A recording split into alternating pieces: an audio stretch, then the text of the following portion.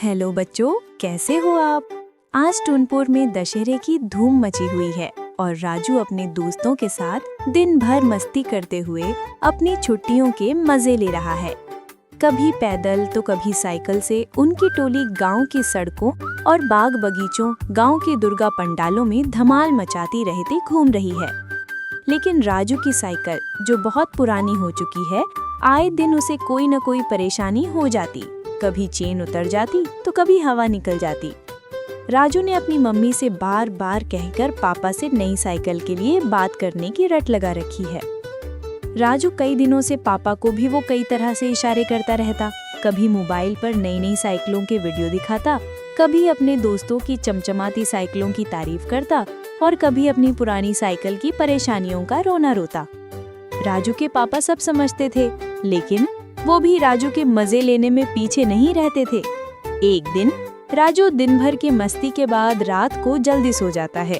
अगली सुबह उसने आंगन में एक सुंदर चमचमाती नीले रंग की साइकिल खड़ी देखी तो राजू की खुशी का ठिकाना नहीं रहा। उसकी आंखें चमक उठी। उसने दौड़कर साइकिल को छुआ जैसे कोई सपना सच हो गया हो। पापा मुस्कुराते हुए बोले, कैसी लगी तुम्हारी नई सवारी? राजू मारे खुशी के पापा से लिपट गया। पापा ने प्यार से दुलारते हुए कहा, चलो अब जल्दी तैयार हो जाओ, आज दशहरा का त्योहार है और तुम्हें अपनी नई साइकिल को मंदिर लेकर जाना है। मंदिर में पंडित जी ने साइकिल को टीका लगाया और पूजा की।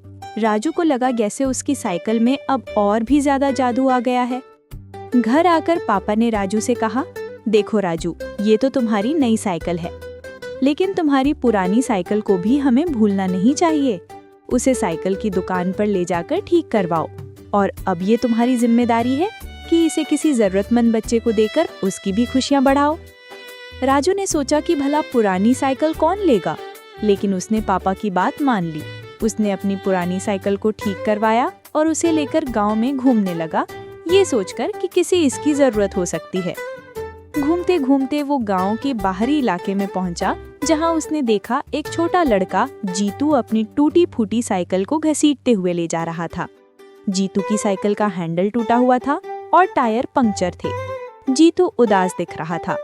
राजू उसके पास गया और पूछा, क्या हुआ जीतू, तुम्हारी साइकिल को क्या हुआ? जीतू ने उदास होकर बताया, मेरी साइकिल हमेशा खराब रहती है, मेरे पास नई साइकिल खरीदने के पैसे नहीं है। राजू को अपनी पुरानी साइकिल के दिन याद आ गए। उसे पापा की बात याद आई। उसने जीतू से कहा, तुम्हारी साइकिल ठीक हो जाएगी, लेकिन क्या तुम मेरी ये साइकिल लेना चाहोगे? ये ठीक है और अच्छी चलती है। जीतू ने आंखें फैलाकर राजू की तरफ देखा। उसकी आंखों में चमक आ गई, जैसे कोई सपना पूरा हो गया हो। सच में, क्या मैं इसे रख सकता हूँ? उसने पूछा। राजू ने मुस्कुराते हुए कहा, हाँ बिल्कुल, ये अब तुम्हारी साइकिल है। ये मेरी तरफ से तुम्हारे लिए दशहरा का गिफ्ट है। जीतू की खुशी का ठिकाना नहीं रहा। उसने तुरंत साइकिल ले ली और उस पर बैठकर गांव के पगडंडियों पर सरपट दौड़ने लगा। उसकी हंसी पूरे गांव में गूंज रही थी।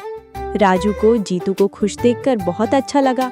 उसे एहसास हुआ कि नई साइकिल मिलने की खुशी जितनी बड़ी होती है, उतनी ही बड़ी खुशी किसी और की मदद करने में भी होती है। तो बच्चों, इस कहानी से हमें यह सीख मिलती है कि हमें अपने घर के पुराने सामान को, जिसे हमने उपयोग में लाना बंद कर दिया है, उसे व्यर्थ नहीं समझना चाहिए। विशेषकर त्योहारों के अवसर पर हम ऐसे सामान को जरूरतमंदों को देकर उनकी खुशियों का हिस्सा बन सकते हैं। इससे न केवल पुरानी चीजों का सदुपयोग होता है, बल्कि हम दूसरों के जीवन में भी बदलाव लाते हैं। एक छोटी सी पहल किसी के लिए एक बड़ा उपहार बन सकती है और फिर खुशियां बांटने से ही तो बढ़ती हैं। तो बच्चों, कैसी लगी राजू की मस्ती और नई साइकिल की कहानी? कहानी अगर पसंद आए तो लाइक करके अपने दोस्तों को शेयर कीजिए और चैनल को सब्सक्राइब करना मत भूलिए। और हाँ, कमेंट में बताइए इस दशहरे आपने किसकी और कैसे मदद की। और मिलते हैं राजू के नए वीडियो में। Thank you, bye bye.